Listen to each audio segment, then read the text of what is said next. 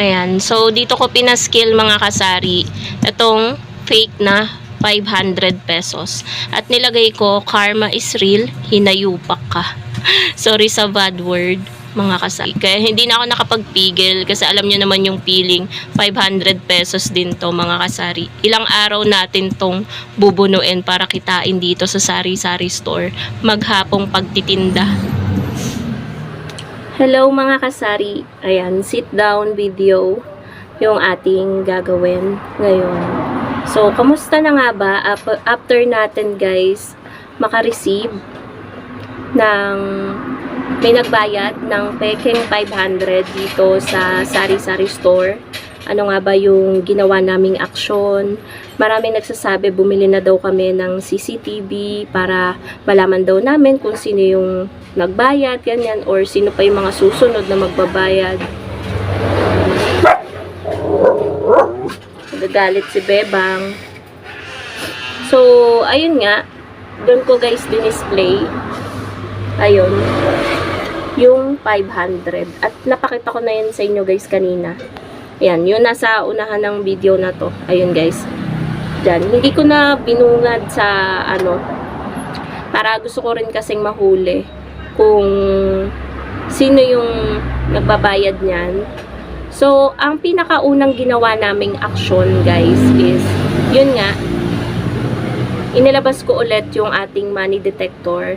Talagang parang naano tayo guys. Talagang naano tayo na kailangan talaga pala ay always gumagamit ng money detector kahit hindi magpapasko sa araw-araw na pagtitinda, para hindi ko talaga in-expect guys na sa loob ng magwawalong taon yung sari-sari store, talagang doon napatunayan na wala talagang perfecto, walang perfect na tao.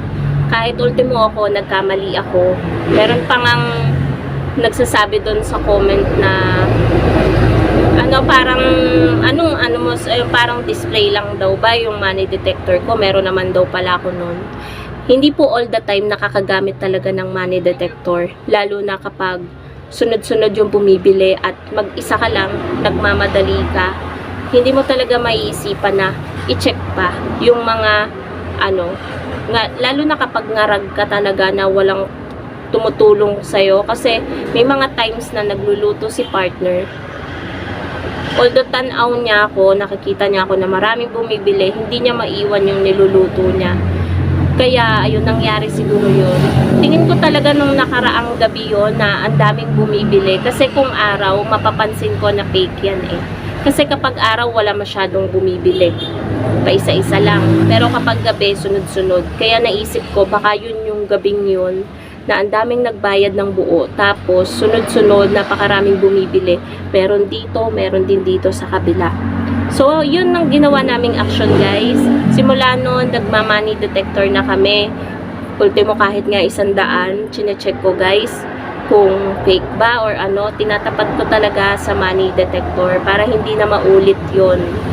At mahirap maulit-ulit kasi kahit isipin natin, di ba, kikitain pa natin yan, pero masakit pa rin sa loob natin yan na nasa lisihan tayo ng masamang loob na may nagbayad pa rin talaga ng 500 pesos. Buti na lang hindi 1,000, di ba mga kasari?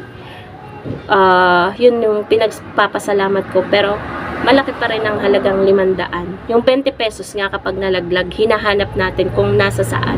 Yun pa kayang 500 na peke, di ba?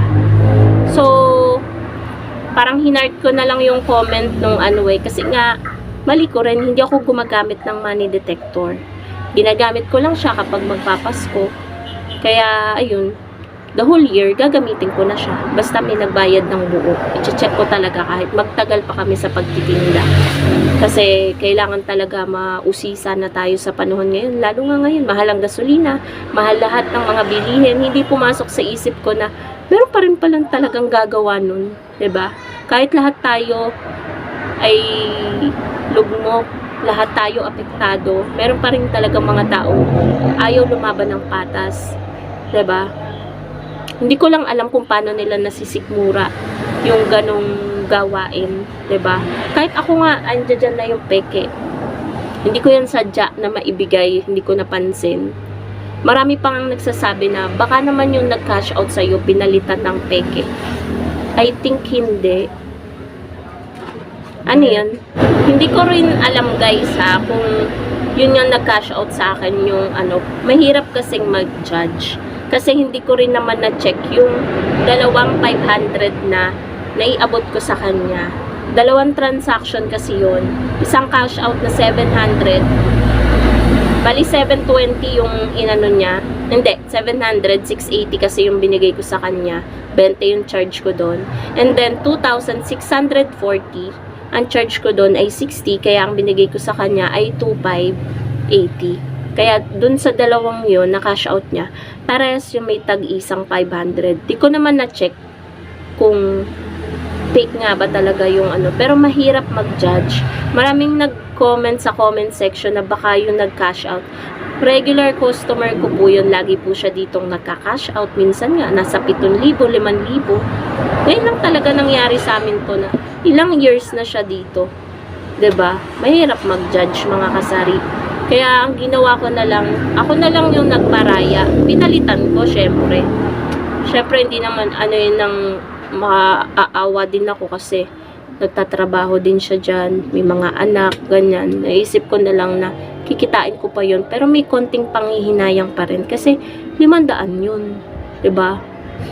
Pinaghihirapan natin bawat sentimo, bawat piso dito sa sari-sari store, 'di ba?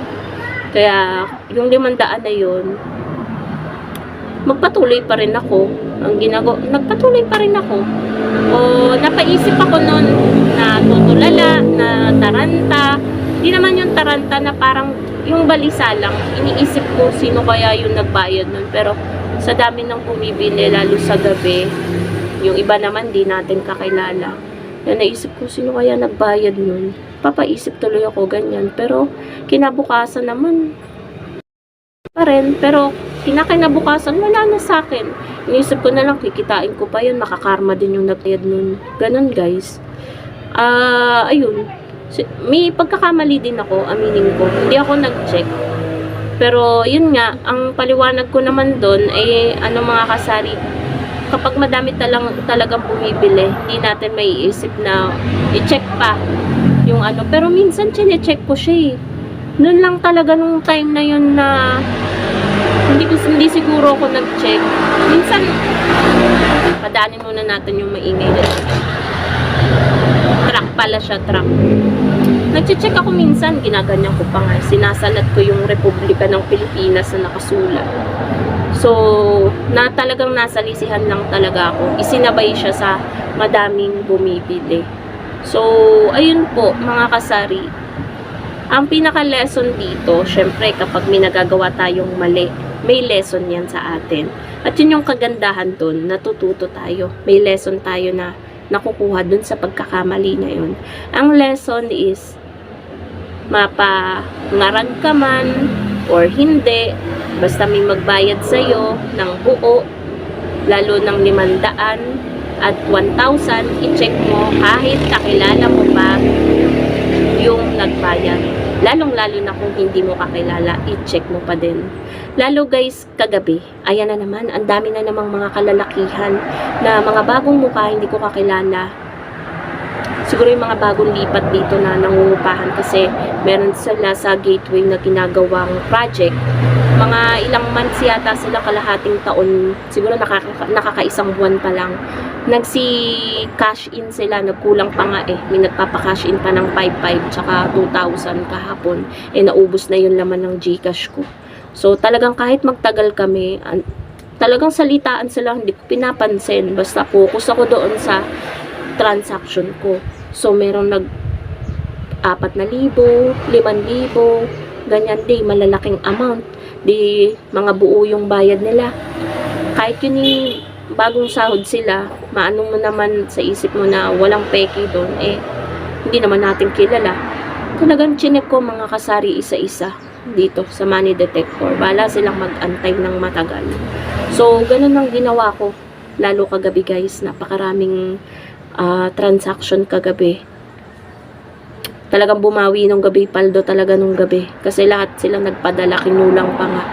So, yung kinita namin kagabi, ayun, nabawi na rin mga kasari yung na ano sa atin na peak na ano, kasi yung kinita natin kahapon is 1,000 plus, kulang-kulang 1,2 yung kita natin yun guys, alinis na kita sa GCash. Kaya nabawi na rin natin yung napeki sa atin na 500. Kaso nga lang may binayaran din kami na ano, kahit pa paano 'di ba nakakabayad tayo sa mga bayarin dahil dun sa kita natin sa GCash. Nagbayad ako dun sa pay later namin sa Lazada ng 300 plus. So may natira pa dun sa kulang-kulang 1,2 na tinubo natin sa maghapon sa GCash. Kaya ang laking tulong din talaga mga kasari na ano, may GCash tayo sa ating sari-sari store. So yun lang naman mga kasari, nabawi na po natin yung napeki sa atin na 500 pesos. Basta move on na lang tayo guys kapag ganun. Sumabay tayo sa agos ng wag tayong papatalo sa mga ganyang tao na ayaw lumaban ng patas. So ayun, wag na lang tayong papaulit kasi masakit sa dibdib. So yun lang guys. Bye.